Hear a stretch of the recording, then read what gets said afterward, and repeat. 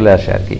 ঈদ মানে আনন্দ, ঈদ মানে খুশি, ঈদ মানে শুভেচ্ছা বিনিময়, ঈদ মানে বন্ধুদের সাথে বেড়াতে যাওয়া, আত্মীয়দের সাথে যোগাযোগ করা, এই বিষয়গুলো একেবারে জড়িত।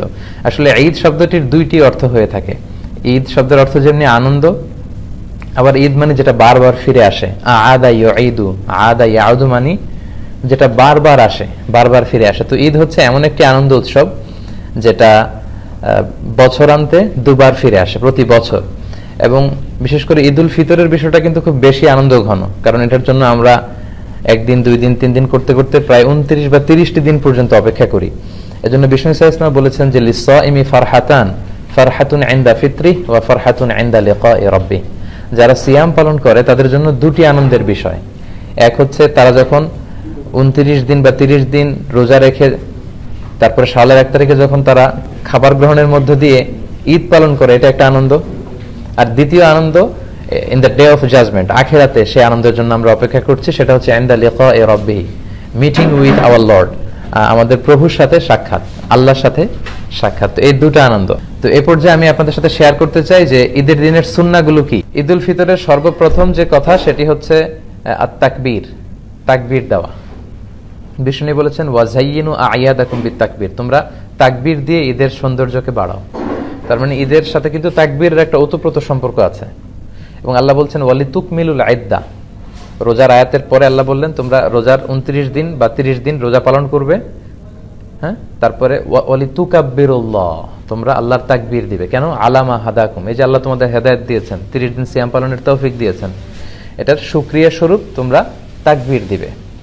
তো আমাদের বাংলাদেশে তাকবীর দেয়, আমাদের দেশের এখানে তাকবীরের একটু পার্থক্য আপনারা হয়তো দেখেছেন। বাংলাদেশে 2 বার আল্লাহু আকবার, এরপর লা ইলাহা ইল্লাল্লাহ, আবার 2 বার আল্লাহু আকবার, এরপর ওয়ালিল্লাহিল হামদ। এখানে ওরা 3 বার আল্লাহু আকবার বলে।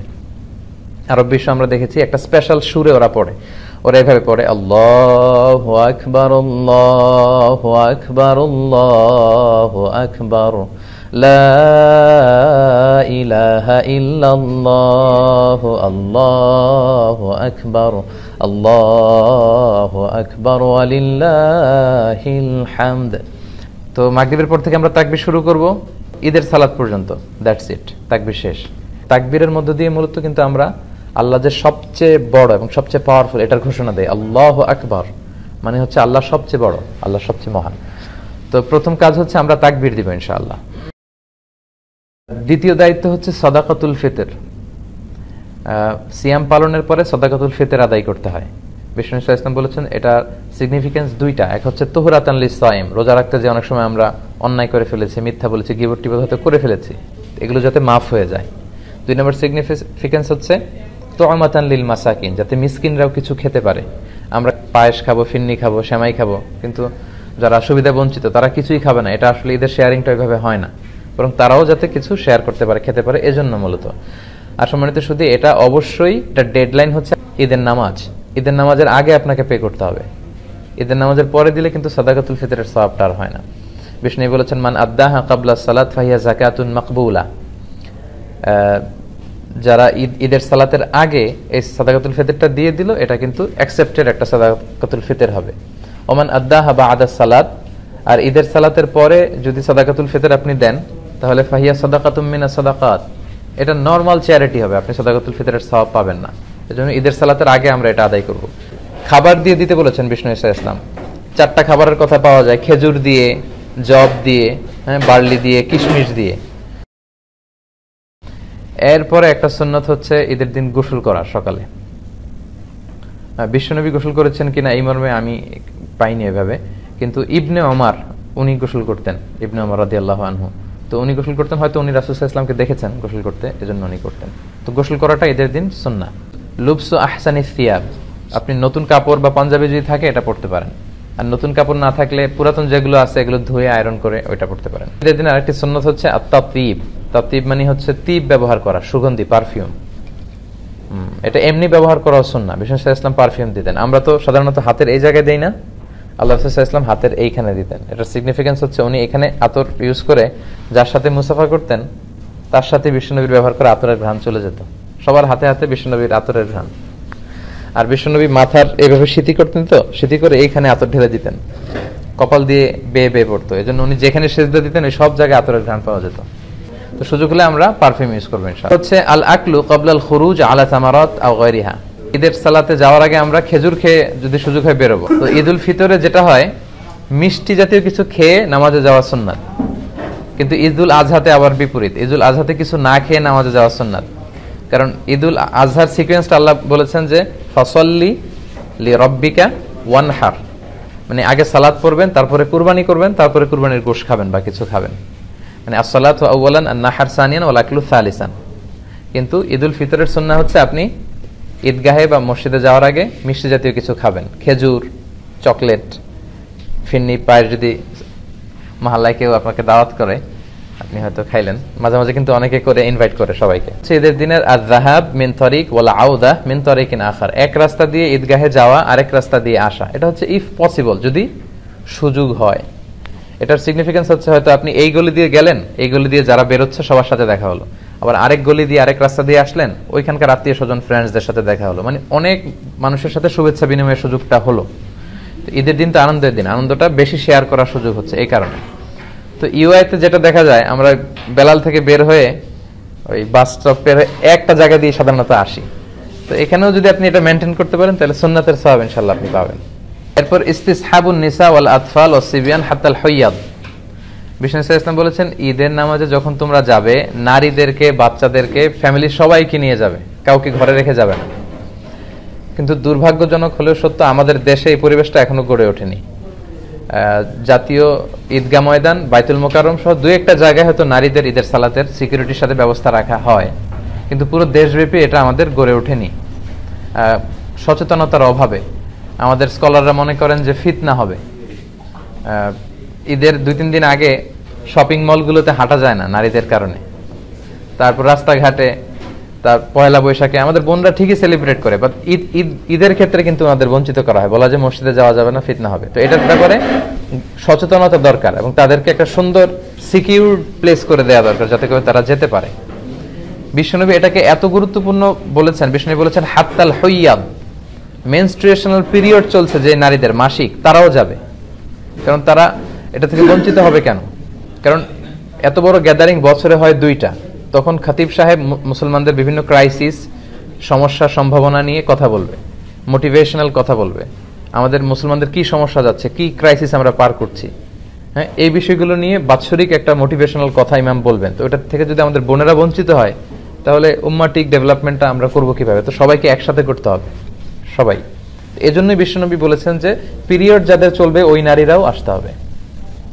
এক মহিলা সাহাবী বললেন, ইয়া রাসূলুল্লাহ, আমাদের অনেকের হেজাব নেই, জেলবাব নেই, আমরা কিভাবে যাব? আল্লাহ রাসূল বললেন, তোমাদের যেই বোনের 2-3টা জেলবাব আছে তাদের কাছ থেকে বড় করে নিয়ে যাবা, যাদের 3টা আছে অন্যদেরকে ধার দিবা, নামাজের পরে আবার তোমাকে দিবে, তারপরেও আসবে। পিরিয়ড যাদের চলে তারা এসে ইয়াতাজিলনাল মুসাল্লা, যেহেতু পিরিয়ড চলছে ঈদগাহে ঢুকবে না, মসজিদে না ঢুকে মসজিদের বাইরে ওয়েটিং এরিয়াতে ওয়েট করবে, ঈদের আনন্দ তারা শেয়ার করবে। ওয়াশতারিকনা দাওয়াতাল মুসলিমিন, ইমাম সাহেবের দোয়া, মুসলমানদের দোয়াতে শরীক হবে। মেয়েরা মেয়েদের এরিয়াতে, ছেলেরা ছেলেদের এরিয়াতে যখন ঈদের শুভেচ্ছা বিনিময় করবে, মানে মনে হয় যে ভালোবাসা, সবাই মিলেমিশে একাকার, এটাই ঈদের মূল স্পিরিট বা সৌন্দর্য। তো এই জন্য এটার জন্য সচেতনতা বৃদ্ধি দরকার। বাংলাদেশে আপনারা এগুলো নিয়ে খুব বিনয়ের সাথে কৌশলী হয়ে কথা বলবেন যাতে এরকম একটা পরিবেশ তৈরি হয়। হচ্ছে ঈদের নামাজ 2 রাকাত, এটা তো আমরা জানি না। 2 রাকাত, প্রথম রাকাতে 7 তাকবীর, দ্বিতীয় রাকাতে 5 তাকবীর, মোট 12টা তাকবীর দিয়ে আমাদের এখানে সালাত হয়। আর হানাফি স্কুল অফ থটে বা বাংলাদেশে যারা আপনারা শুনছেন, তো বাংলাদেশে সাধারণত আমরা 6 তাকবীর দেই, 3-3 করে। প্রথম রাকাতে 3 তাকবীর, দ্বিতীয় রাকাতে 3 তাকবীর, এটাও আপনি দিতে পারেন, এটা কোনো সমস্যা নেই। 7-5-12 তাকবীরও হবে, 3-3 করে 6 তাকবীর, এটাতেও কোনো সমস্যা নেই ইনশাআল্লাহ। আল্লাহ রাসূল সাল্লাল্লাহু আলাইহি ওয়াসাল্লাম প্রথম রাকাতে সূরাতুল আ'লা পড়তেন, সাব্বিহিসমা রাব্বিকাল আ'লা, আর দ্বিতীয় রাকাতে সূরাতুল গাশিয়া পড়তেন, হাল আতাকা হাদিসুল গাশিয়া। তবে এটা ম্যান্ডেটরি না, এটা অপশনাল। ইউআইতে আমি যতবার সালাত পড়েছি সাধারণত সূরা দিয়ে পড়েছি। তারপর অনেক স্কলাররা বলে কোনো নির্দিষ্ট নামাজের জন্য নির্দিষ্ট সূরা ফিক্স করে দেয়া মাকরু। তো এটার ব্যাপারে বিভিন্ন ধরনের কথা আছে, তবে আপনি চাইলে পড়তে পারেন, আল্লাহ রাসূল যেহেতু পড়েছেন। আল ইস্তিমতা ইলাল খুতবা বা'দা সালাহ, সালাতের পরে খুতবা শোনা, একটা খুতবা হয়, এই খুতবাটা শোনাও জরুরি। আর এই খুতবাগুলোকে আরো কনস্ট্রাকটিভ ওয়েতে, আরো ইফেক্টিভ ওয়েতে করা দরকার, যেটা আমি বলছিলাম যে বছরের তারপরে হচ্ছে শুভেচ্ছা বিনিময়। সাহাবারা শুভেচ্ছা বিনিময় করার ক্ষেত্রে ওনারা পড়তেন তাকাব্বালাল্লাহু মিন্না ওয়া মিনকুম আজমাইন, আল্লাহ আমার থেকে তোমার থেকে আমাদের সবার থেকে কবুল করে নিক। কি কবুল করে নিক? এই যে 29টা বা 30টা রোজা যে রাখলাম, ইবাদত করলাম, কিয়ামুল লাইল করলাম, কোরআন খতম করলাম, এই সব ইবাদতগুলো আল্লাহ কবুল করে নিক। সহিহ সুন্নায় এই দোয়াটা পাওয়া যায়, এটা আমরা বলতে পারি। এটা ছাড়া আমাদের দেশে আমরা যেটা বলি ঈদ মুবারক, এটাও অনেক সুন্দর। আরব বিশ্বে বলে ঈদ সাঈদ। হ্যাঁ, তোমার দিনটা, ঈদটা শুভ হোক, আনন্দময় হোক, এদের মতো অনাবিল সুখ শান্তিতে সারা বছরটা তোমার কাটুক, এগুলো যে আমরা বলি কুল্লা আম ওয়া আনতুম বিখাইর, এটাও বলা যাবে। এক্ষেত্রে ইদানিং অনলাইনে দেখি অনেকেই বলে যে তাকাব্বালাল্লাহু মিন্না ওয়া মিনকুম ছাড়া কিছু বলা যাবে না। না, এত রিজিড হওয়াটা আসলে ঠিক না। খেয়াল রাখবেন, একটা হচ্ছে রিলিজিয়ন আর একটা হচ্ছে কালচার। ধর্ম আর কালচার দুইটাকে গুলিয়ে ফেলা যাবে না। আল ইসলামু লা ইয়ামনাউ আনিল আখযি আন আইয়ি শাইইন জাদিদ মা লাম ইখালিফ রূহাদ-দ্বীন। কোন দেশের তাদের ব্যক্তিগত কালচারে যদি কোনো ভালো জিনিস থাকে, ইসলাম সেটাকে উঠিয়ে দেয় না, ওটাকে এপ্রিশিয়েট করে। সো আমাদের বাঙালি মুসলমানদের কিছু আলাদা কালচার থাকতে পারে, যেটা হয়তো চায়নার উইগুর মুসলিমদের সাথে মিলবে না। চায়নার মুসলিমদের সাথে হয়তো মালয় মুসলিমদের অনেক ব্যক্তিগত কালচার থাকতে পারে, দেশীয়, এটা হয়তো মিলবে না। ইউরোপের মুসলমানদের হয়তো তাদের লোকালিটিতে কিছু কালচার থাকতে পারে, এটা হয়তো আমাদের সাথে যাবে না। এই সবগুলো কালচার যদি ইসলামের সাথে কন্ট্রাডিক্ট না করে, আমরা এগুলো নিতে পারি। আমাদের বাংলাদেশে ঈদ মুবারক বললে আমরা যে ভালোবাসাটা আসে, অন্য কোনো শব্দ দিয়ে আমরা এটা বলতে পারবো না। মানে ঈদ আসবে, ঈদ মুবারক বলবো না, এটা অসম্ভব। সো ঈদ মুবারক, ঈদ সাঈদ, এই জাতীয় যে কোনো সুন্দর সুন্দর শুভেচ্ছা বানিয়ে আপনি শেয়ার করতে পারেন, এতে কোনো সমস্যা নেই ইনশাআল্লাহ। তো এই ছিল প্রিপারেশন ফর ঈদ ডে, এই বিষয়ের উপর আমার সংক্ষিপ্ত আলোচনা। যারা সময় নিয়ে শুনলেন তাদেরকে শুকরিয়া। আর অনলাইনে যারা আলোচনাটি শুনেছেন, আপনারা শেয়ার করে দিয়ে ঈদের ব্যাপারে সচেতনতা বৃদ্ধি আপনারা করতে পারেন। আপনারা সবাই ভালো থাকবেন, সুস্থ থাকবেন। সবাইকে আবারও অগ্রিম ঈদের শুভেচ্ছা জানিয়ে শেষ করছি। ঈদ মুবারক, ঈদ সাঈদ, কুল্লা আম ওয়া আনতুম বিখাইর, তাকাব্বালাল্লাহু মিন্না ওয়া মিনকুম আজমাইন। আসসালামু আলাইকুম ওয়া রাহমাতুল্লাহি তাআলা ওয়া বারাকাতুহু।